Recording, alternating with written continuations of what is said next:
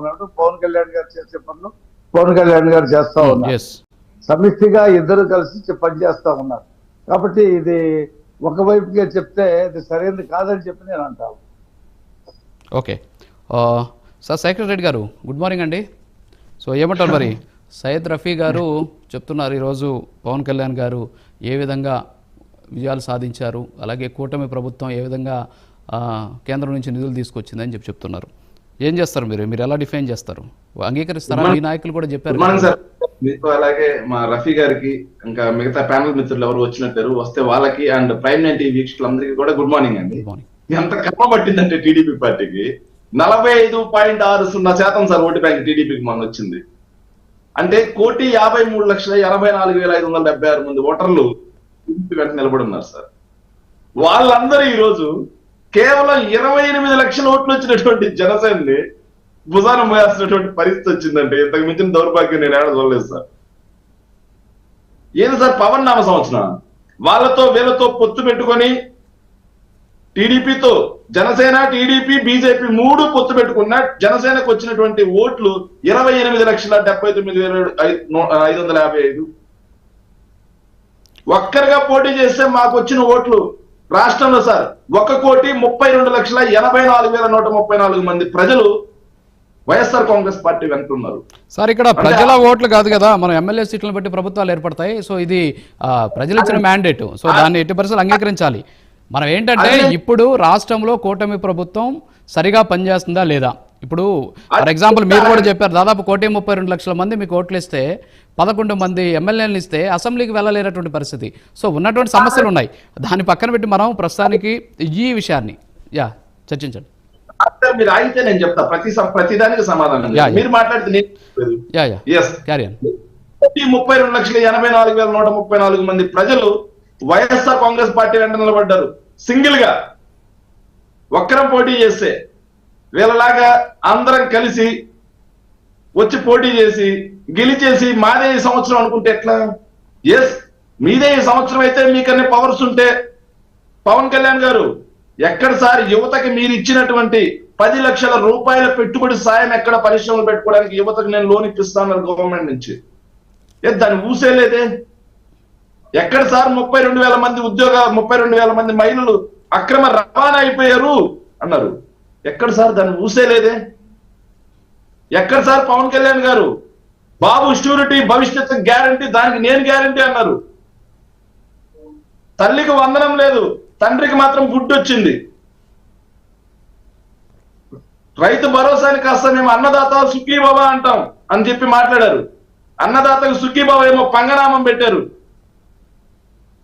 చూడండి సార్, నిరుద్యోగ భృతి అన్నారు, నేనున్నా అన్నారు పవన్ కళ్యాణ్. చంద్రబాబు నాయుడు గారిని ఎవరు నమ్మే పరిస్థితి లేదు. చంద్రబాబు నాయుడు గారి హామీలు ఎన్నికలకు ముందు ఇస్తారు, తర్వాత నెరవేర్చరు. పవన్ కళ్యాణ్ గారిని నమ్మేనా ఓట్లేసిన వాళ్ళకైనా పవన్ కళ్యాణ్ గారికి సమాధానం చెప్పాలండి. శేషబాబు గారు సమాధానం చెప్పాలి. చాలా మంది పవన్ కళ్యాణ్ గారిని నమ్మి పవన్ కళ్యాణ్ గారిని చూసి ఓట్లేస్తున్నారు. యువత నిరుద్యోగ భృతి వస్తుంది, లేకపోతే 20 లక్షల ఉద్యోగాలు వస్తాయని ఈ రోజుకి ఒక్క ఉద్యోగం ఇచ్చిన పాపాను పోల. డిఎస్సి అన్నారు డిసెంబర్ లోపల మొత్తం పూర్తి చేసి మేము డిసెంబర్ కంతా ఉద్యోగాలు కూడా ఇచ్చేస్తామన్నారు. ఈ రోజుకి టెట్ నిర్వహించిన పాపాను పోలేదు. ఆఖరికి టెట్ అండి. పవన్ కళ్యాణ్ గారు సమాధానం చెప్పాలి. ఉచిత బస్ అన్నారు పవన్ కళ్యాణ్ గారు, మహిళలకి నాది హామీ అన్నారు, దాన్ని ఊసే లేదు. మహాశక్తి పథకం కింద 18,000 నీకు 18,000 నీకు 18,000 నీకు 18,000 అన్నారు, దాన్ని ఊసే లేదు. సమాధానం చెప్పాలి సార్. బీసీలకి 50 ఏళ్లకే పెన్షన్ అని చెప్పి బీసీ డిక్లరేషన్ సభలో పవన్ కళ్యాణ్ గారు హామీ ఇచ్చారు. చంద్రబాబు నాయుడు గారు హామీకి నాది హామీ అని చెప్పి ఆ హామీగా నిలబడ్డారు. ఆ బీసీలకి 50 ఏళ్లకి పెన్షన్ ఎక్కడ సార్ పవన్ కళ్యాణ్ గారు? క్వశ్చన్ మీరు ప్రశ్నించడానికి పార్టీ పెట్టారు కదా, ప్రశ్నించండి చంద్రబాబు నాయుడు గారిని, ప్రశ్నించండి కూటమి పార్టీల్ని, ఇప్పించండి మరి వీళ్ళందరికీ. 20 లక్షల ఉద్యోగాలు అన్నారు, ఒక్క ఉద్యోగం ఇచ్చిన ప్రాపాన్ని పోలేదు. రాష్ట్రంలో అభివృద్ధి ముందుకు తీసుకెళ్తామన్నారు సార్, కానీ ఈరోజు అభివృద్ధి వెనక్కి పోతా ఉంది. అభివృద్ధికి ఒక చిన్న ఉదాహరణ చెప్తాను సార్. జిఎస్టీ వసూళ్లు సార్, జిఎస్టీ వసూళ్లు గత ఏడాది కంటే ప్రతి నెలలోనూ జిఎస్టీ వసూళ్లు 8 to 10% ఎందుకు తగ్గుతున్నాయి? కోవిడ్ లాంటి పరిస్థితులను కూడా దాటుకుని జిఎస్టీ వసూళ్లు జిఎస్డిపిలో రాష్ట్రం అభివృద్ధి చెందింది.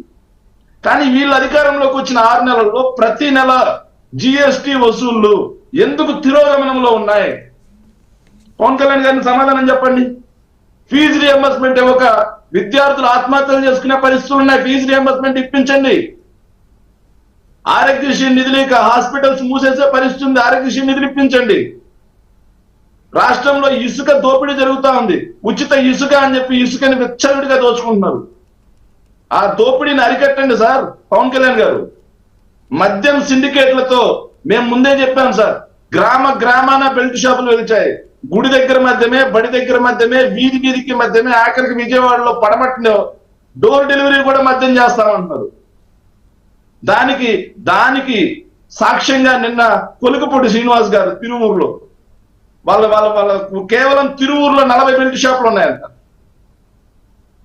ఒక తిరువూరులో అలా ఉంటే రాష్ట్ర వ్యాప్తంగా ఎన్ని బెల్ట్ షాపులు ఉన్నాయి? మద్యం కుటుంబాల్లోనే కాకుండా గ్రామాల్లో చిచ్చురేపే పరిస్థితి వచ్చింది. దానికి మరి ఏం చేస్తున్నారు పవన్ కళ్యాణ్ గారు మీరు?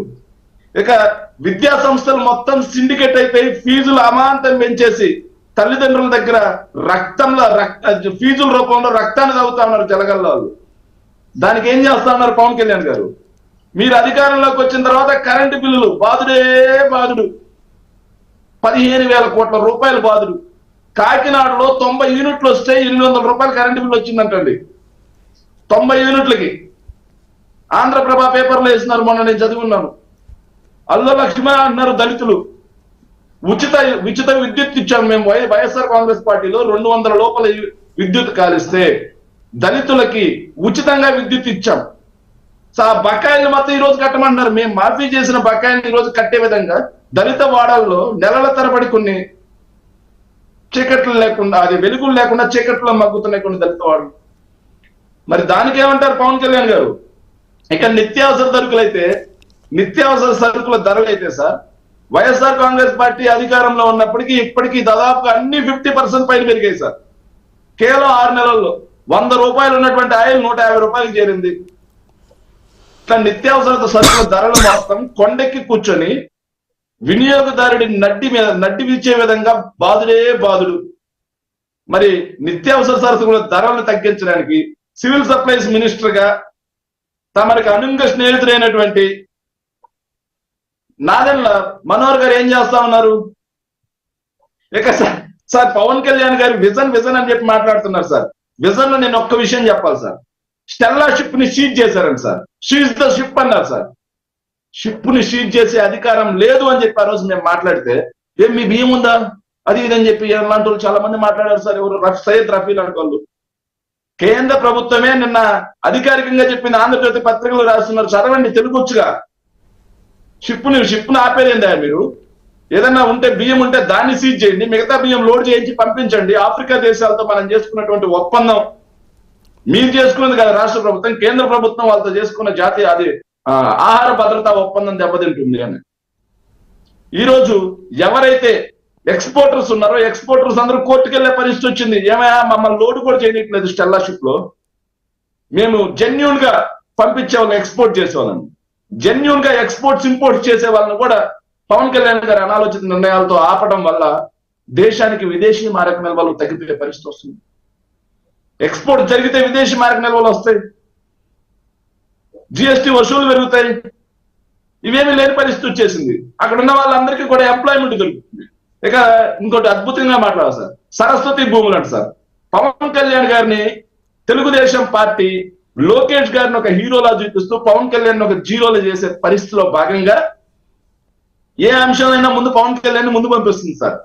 తిరుపతి లడ్డీ అంశం పవన్ కళ్యాణ్ ఒక కామెడీ ఫెలోని చేసి పెట్టేశారు. సరస్వతి భూములు డైరెక్ట్ గా ఎంఆర్ఓ బయటకు వచ్చి అందులో ఎక్కడ కూడా అసైన్ భూములు, అటవీ భూములు లేవు, సర్వే చేస్తామని చెప్పి ఆవిడ చెప్పారు. ఆడికి వెళ్తాడు, కామెడీ ఫెలోని చేసి పెట్టేశారు. ఇక చూసుకుంటే కాకినాడ అంశం సీజ్ ద షిప్ అనిపించారు. తర్వాత కేంద్ర ప్రభుత్వం నుంచి లెటర్ రాయించారు, కామెడీ ఫిల్మ్ చేసి కూర్చోబెట్టారు. శేఖర్ రెడ్డి గారు, ఒక స్ట్రైట్ క్వశ్చన్ మీకు. ఇప్పుడు ప్రభుత్వం ఏర్పడి 6 నెలలు అవుతుంది. గతంలో మీ ప్రభుత్వం కూడా వచ్చినటువంటి 6 నెలల్లో అద్భుతాలు చేసినటువంటి పరిస్థితి లేదు. ఇప్పుడు మీరు ఏమంటున్నారంటే పవన్ కళ్యాణ్ గారు నీ కామెడీ చేశారు అది ఇది అని చెప్తున్నారు. లడ్డుకు సంబంధించి ఆల్రెడీ సిట్ ఏర్పాటైంది. ఓకే, తర్వాత షిప్ గురించి మీరు మాట్లాడుతున్నారు, పోర్టు గురించి మీరు మాట్లాడట్లేదు, కేవీరావు ఇచ్చినటువంటి ఫిర్యాదు గురించి మీరు మాట్లాడట్లేదు. సో హైడింగ్ సబ్జెక్టులు వద్దు, హైడింగ్ సబ్జెక్టులు మనకొద్దు. మీరు స్ట్రైట్గా 6 నెలల్లో మీరు ఏం చేశారు? మీ పాలనలో ప్రజావేదిక కూల్చేశారు. ఈరోజు అమరావతి ఇచ్చారా? ఒక్క నిమిషం సార్ వినండి ప్లీజ్. అమరావతికి సంబంధించి ఇచ్చారా? రాష్ట్రంలో అభివృద్ధి తిరోగమనం చెందుతుందన్నారు, కనీసం రోడ్లు కూడా వేయలేనటువంటి పరిస్థితి. అంటే మనం వాస్తవాలు మాట్లాడుకుందాం, ఇక్కడ ఎవరిని నేను బ్లేమ్ చేయట్లా, మనం ఇక్కడ వాస్తవాలు మాత్రమే మాట్లాడుకుందాం.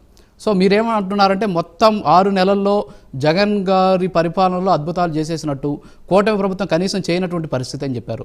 మీరు మెడల వంచి ప్రత్యేక హోదా తెస్తామన్నారు, ప్రత్యేక హోదా గురించి మర్చిపోయారు. సో ఇలాంటి అంశాలు చాలా ఉన్నాయి మనం మాట్లాడాలంటే. ఇక్కడ వాస్తవంగా చెప్పండి, ఒక 1 మినిట్ మీరు ఆన్సర్ చేస్తే మిగతా ప్యానల్ సభ్యులు మాట్లాడతారు. రోడ్ల అంశం మాట్లాడుతున్నారు సార్, దయచేసి సార్ మీకు మీ ప్రైమ్ 9 ఛానల్ నెల్లూరు జిల్లాలో బ్యూరో ఒక అతను ఉంటారు సార్, ప్రతి ఛానల్ కి ఒక్కొక్క జిల్లాలో ఒక బ్యూరో ఉంటాడు.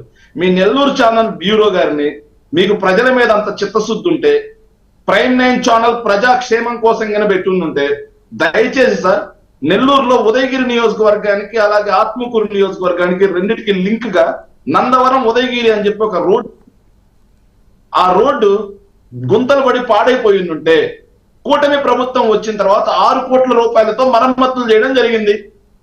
సంతోషమే, కాదనట్లేదు. కానీ ఒకే వర్షం సార్, అది కూడా భారీ వర్షం ఏం కదా సార్, ఒకే వర్షం పూడ్చిన గుంతలు మొత్తం ఈ రోజు మొత్తం లేచిపోయి అంతకుమించి గుంతలేయండి. బహుశా మీరు నెల్లూరుపాలెం వింజమూరు రోడ్డు చూడండి ఒకసారి. నెల్లూరుపాలెం వింజమూరు రోడ్డు చూడండి. మీరు ఎలాగో ఉదయగిరి గురించి మాట్లాడారు కాబట్టి నెల్లూరుపాలెం ఉదయగిరి రోడ్డు కూడా ఇటీవల ప్యాచ్ వర్క్స్ జరిగాయి, ఒకసారి వెళ్ళి చూడండి. ఇక్కడ ఏంటంటే ఒక చోట జరిగినటువంటి అంశాన్ని ఖచ్చితంగా మీరు చెప్పారు కదా, ఒక్క నిమిషం వినండి. ప్రజల కోసమే ఛానల్ నడుస్తుంది.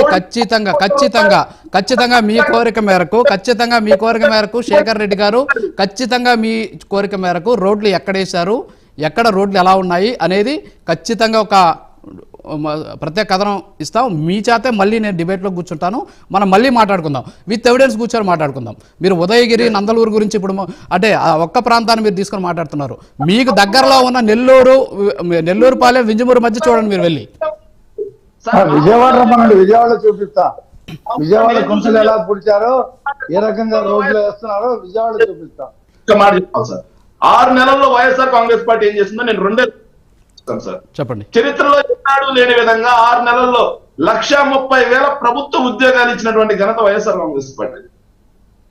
గ్రామ సచివాలయాలు ఏర్పాటు చేశారు 1,30,000 సార్.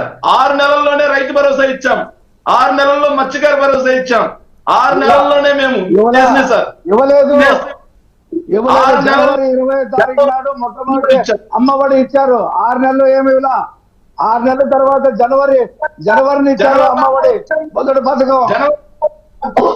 6 నెలలు కొత్త పథకం సార్, కొత్త పథకం మేము శ్రీకారం సృష్టి తెచ్చాం.